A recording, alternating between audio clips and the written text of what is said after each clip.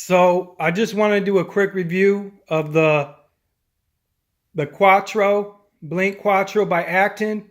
I had seen a lot of bad reviews on this board after I got it. And I was truthfully going to sell it because of that. I had seen a lot of negativity about this board. But I'm really glad that I didn't. And I took the time to actually ride this board for myself. I've owned a lot of electric skateboards. For almost 7 years I've been riding. I got a Carbon GT. I got an E-Glide. I got a one wheel. I got a boosted. I got the S2. So, I mean, I've ridden a lot of electric skateboards. I want to just say that this board is awesome. I don't know what people are talking about. And I'm going to go over a few things. Okay, first, this board can carve. And it has no problem carving.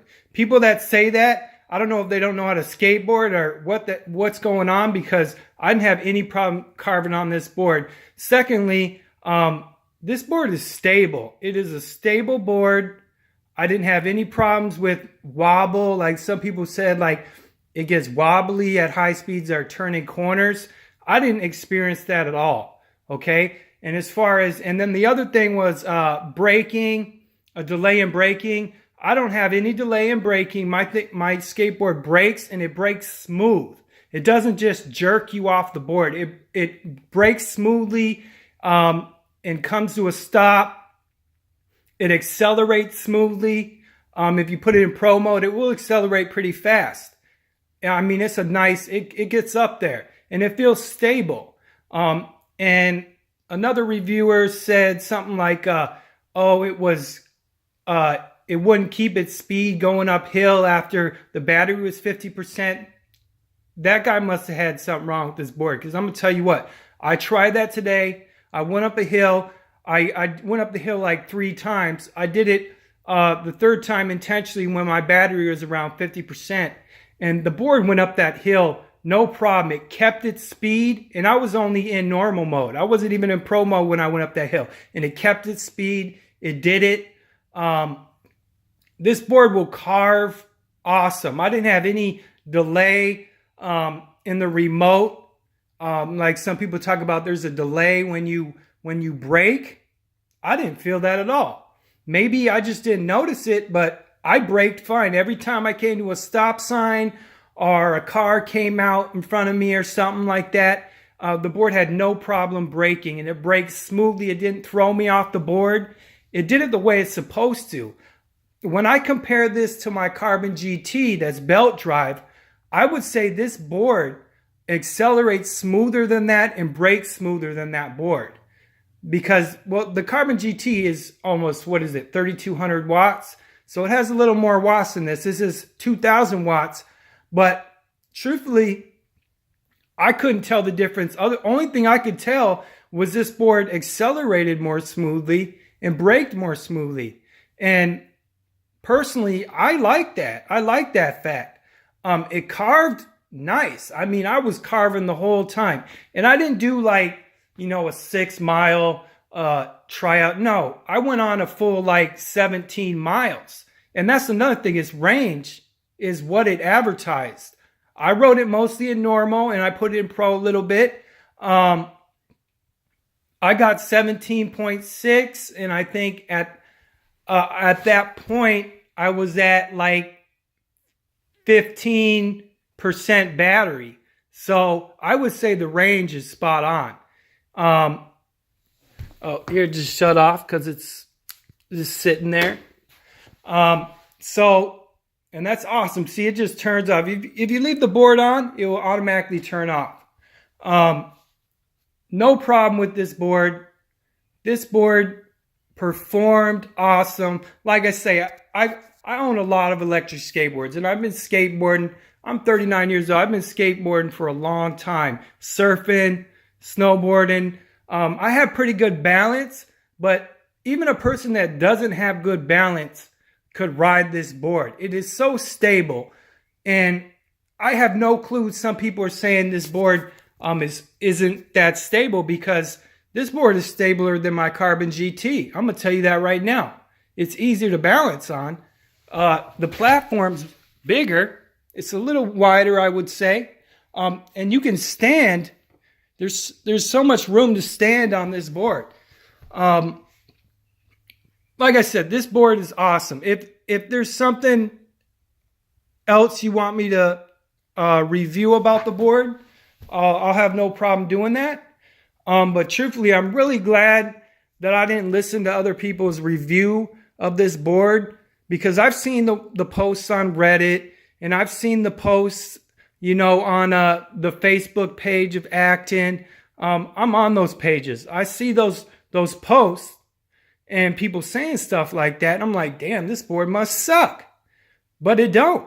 It don't suck. And that's what I'm saying. People, some people just having a negative experience, and they just, maybe a few people do, and they're the ones that complain. They get online and they complain, and then they ruin a company's reputation. This is an American company out of California. Why would you want to ruin their reputation? No problems with this board. Great board. The vibration wasn't that bad going over things. My roads are all newly paved. So, riding this board was nice on those roads. I have some rougher roads, but, rough roads, the little bit of vibration that I was feeling is nothing. I'm used to that. You ride a skateboard, you're going to be used to vibration like that. It's nothing new. It's not that bad. The urethane wheels, I didn't think they're that bad. And look at this. They're pretty thick this way. There's a lot of stability with this board, especially with the 4 motors. And some people were talking about wheels skipping when they turn corners. I didn't have any skipping of my wheels. No problems like that at all. I'm trying to think if there's anything else I could really cover, because I really didn't experience these problems people were having. So it just really dumbfounded me that people are putting out all this negative stuff. And I can understand, some of the reviews were about Acton's customer service. Now, add the S2. I've contacted Acton before. Something with my motor went out, one of my hub motors. They sent me a replacement. I think it took them 24 hours to get back to me, somewhere in that area. It wasn't that long.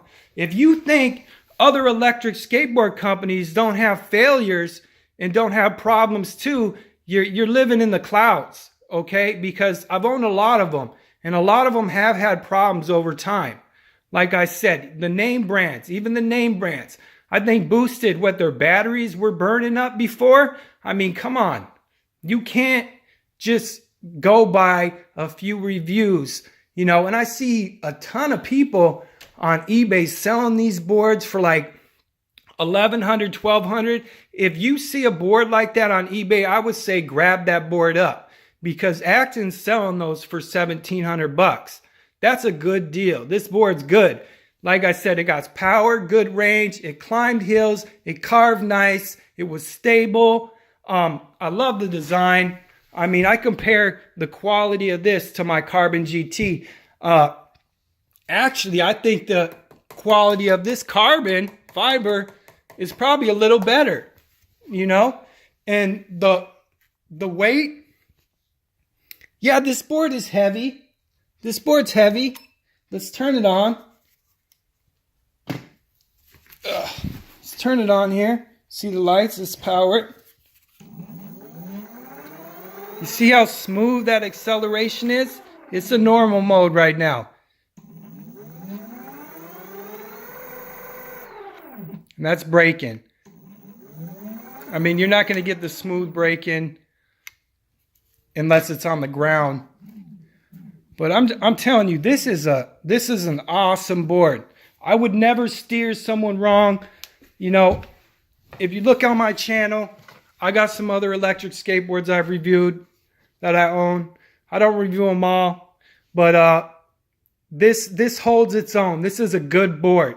As far as reliability, people talking about, I see a lot of people saying hub motors aren't reliable. Well, there's a lot of name brand skateboards out there with hub motors now. I mean, the Raptor 2, M1 boards. I mean, you're comparing belt drive to hub motors, and that's a whole different debate. A lot of these people debating hub motors versus belt drive, they've never even owned a hub motor skateboard. They're just saying, oh, they're not reliable because they're more in contact with the ground. Well, that's not true. You know, what do you think? A belt drive doesn't put stress on a motor either? That pulley and all that, that belt, that tension on that. You don't think the bearings go out in those motors and shit? Because they do. And I've had to replace them.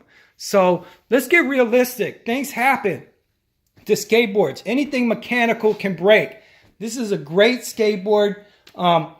Everybody's entitled to their opinion. And if they had a bad experience with Blink, with Acton, I don't need you to come on here and say, oh, well, they're garbage. You know, you're entitled to your opinion, and that's great. If you want to make your own video and do that and share your experience, that's fine. But I'm just sharing my experience. I'm being truthful, and I'm sharing my experience of the board so other people can know that this is a decent board. Excuse me. So, I mean, look at this board. Look at the lights. I mean, the quality. I mean, I don't know what people are crazy. I don't know what kind of leaf spring tension suspension. I've seen this suspension before. I'm trying to remember the name. I know Acton didn't make this. I've seen these on other skateboards. But, I mean, it's implemented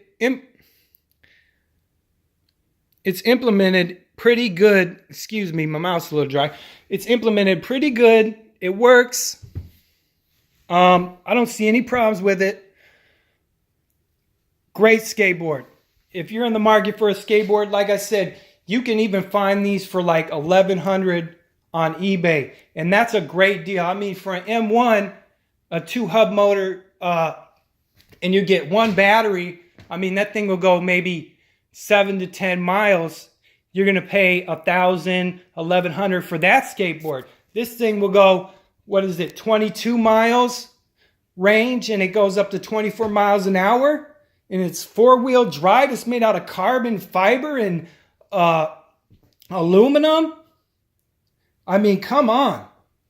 I mean, how can you beat that? That's a great deal. It has all these lights, and I mean, man, it's a great skateboard. But that's just my review. Thanks for watching. Take care. Have a good day.